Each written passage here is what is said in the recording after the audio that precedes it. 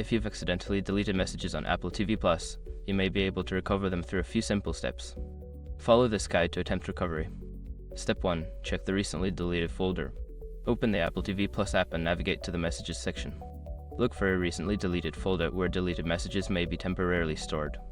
If you find your messages here, you can restore them easily. Step 2. Sign into iCloud. Ensure that you are signed into the same Apple ID on your Apple TV Plus that you use on your other Apple devices. This can help sync your messages across devices, potentially allowing you to recover deleted messages. Step 3. Update your software. Check for any available software updates for your Apple TV Plus. Go to Settings, select System, and then Software Updates.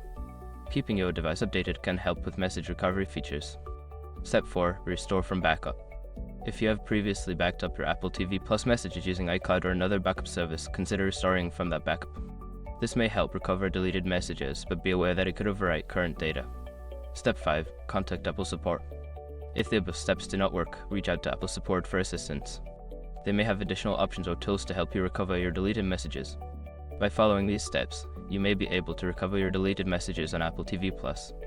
If you encounter any difficulties, don't hesitate to seek help from Apple Support.